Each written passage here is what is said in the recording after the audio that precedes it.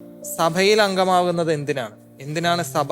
കാര്യം ഈ സഭ എന്ന് പറയുമ്പോൾ തന്നെ എല്ലാവരുടെയും മനസ്സിലേക്ക് ആദ്യം വരുന്നത് ഒരു സ്ട്രക്ചറാ, ഒരു ഇൻസ്റ്റിറ്റ്യൂഷൻ. അപ്പൊ അതാണോ യഥാർത്ഥത്തിൽ സഭ എന്ന് സഭ പഠിപ്പിക്കുന്നത്? എന്താണ് സഭ? ഇന്ന് പല യുവജനങ്ങളും അല്ലെങ്കിൽ യുവതി യുവാക്കളൊക്കെ ചോദിക്കുന്ന ഒരു കാര്യം, സഭയിൽ എന്തിനാ നിൽക്കുന്നത്? പ്രാർത്ഥിച്ചാൽ പോരെ? അവിടെയാണ് നമ്മൾ ഈ റിലീജിയോസിറ്റിയും സ്പിരിച്വാലിറ്റിയും ഒക്കെ. സ്പിരിച്വാലിറ്റി പോരെ, എന്തിനാണ് റിലീജിയോസിറ്റി?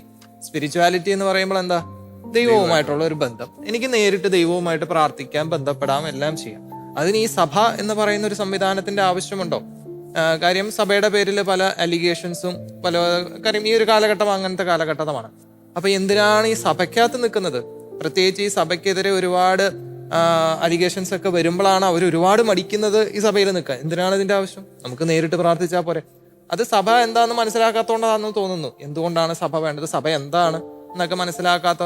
എനിക്ക് തോന്നുന്നു സഭ എന്താണ് എന്ന് പറയുന്നതിനേക്കാൾ അത് ഹൂ ഈസ് സഭ എന്ന് പറയുന്നതായിരിക്കും. Who is this church? കാര്യം സഭ എന്നത് ക്രിസ്തു എന്നൊക്കെയാണ് നമ്മൾ പറയുന്നത്. അപ്പോസ്തലന്മാരുടെ പ്രവർത്തനങ്ങളിൽ അവരേറ്റവും ആനന്ദം കണ്ടെത്തിയത് എപ്പോഴാണ്? ഈ ഒരുമിച്ച് വരുന്ന കൂട്ടായ്മ, അപ്പം മുറിക്കൽ ശുശ്രൂഷ, ഇതിലെല്ലാമാണ് അവർ ആനന്ദം കണ്ടെത്തിയിരുന്നത്. അങ്ങനെയാണ് അവർ കർത്താവിന്റെ രുചിച്ചറിയുന്നത്.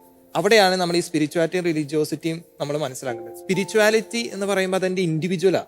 അപ്പൊ ഇവിടെ പലവരും വിചാരിച്ചിരിക്കുന്നത് ഈ രുചിച്ചറിയുന്നത് ഞാൻ ഒറ്റയ്ക്ക് നിന്നാൽ എനിക്ക് രുചിച്ചറിയാം. ശരിയാണ്, ഓക്കെ, ഓരോരുത്തർക്ക് ഇൻഡിവിജ്വലായിട്ട് സ്പിരിച്വാലിറ്റി ഉണ്ട്, ഇല്ല എന്നല്ല ഞാൻ ഉദ്ദേശിക്കുന്നത്. നമ്മുടെ വ്യക്തിപരമായ കാര്യങ്ങൾ ഇതെല്ലാം ഉണ്ട്. പക്ഷെ അതിനേക്കാൾ ഉപരി ഒരു കൂട്ടായ്മയോട് ചേർന്ന് നിൽക്കുമ്പോൾ, ക്രിസ്തു അതുകൊണ്ടാണല്ലോ, ക്രിസ്തു കൂട്ടായ്മയാണല്ലോ. പിതാവ്, പുത്രൻ, പരിശുദ്ധാത്മാവ്. ക്രിസ്തു വിളിച്ചപ്പോഴും 12 ശിഷ്യന്മാരെ ഒരുമിച്ചാണ് വിളിച്ചത്. വേണമെങ്കിൽ ഒരാളെ തന്നെ വിളിക്കാമായിരുന്നു, ആ ഒരാളോട് തന്നെ പറയാമായിരുന്നു. പത്രോസിനെ മാത്രം വിളിച്ചിട്ട് പത്രോസിനോട് പറയാമായിരുന്നു. പക്ഷെ എവിടെയെല്ലാം ക്രിസ്തു ഉണ്ടോ ഒക്കെ എവിടെയെല്ലാം കൂട്ടായ്മയെ വെച്ചാണ് പറയുന്നത്. കാര്യം ക്രിസ്തുവിനറിയാം ഈ കൂട്ടായ്മയിൽ അനുഭവിച്ചറിയുന്ന ആ ഒരു രുചി മറ്റൊരിടത്തും കിട്ടത്തില്ല. അപ്പൊ സഭ എന്നുള്ളത് ഒരു കൂട്ടായ്മയാ. തീർച്ചയായിട്ടും ക്രിസ്തു ഒരു കൂട്ടായ്മയാന്ന് പറഞ്ഞില്ലേ? പിതാവ്, പുത്രന്റെ പരിശുദ്ധ ദൈവം ഒരു കൂട്ടായ്മയാണ്.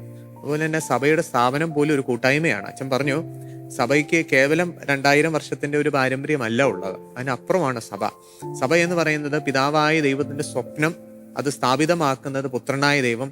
ഇന്നും ഈ 2000 വർഷങ്ങൾക്ക് ഇപ്പുറം ഈ സഭയെ മുൻപോട്ട് ചലിപ്പിക്കുന്നത് ആത്മീയ സാന്നിധ്യമാണ്, പരിശുദ്ധാത്മാവാണ്. അതുകൊണ്ട് സഭ തന്നെ ഈ കൂട്ടായ്മയുടെ വലിയൊരു സൂചന, ഒരു അടയാളമാണ്. ഇന്ന് സഭ നിലനിൽക്കുമ്പോൾ അതിന്റെ അർത്ഥം എന്താ? നമ്മൾ സഭയെ കാണുകയാണ്, പരിശുദ്ധ സിംഹാസനത്തിലേക്ക് നോക്കുകയാണ്, ജീവിക്കുന്ന ഒരു അടയാളമാണ്.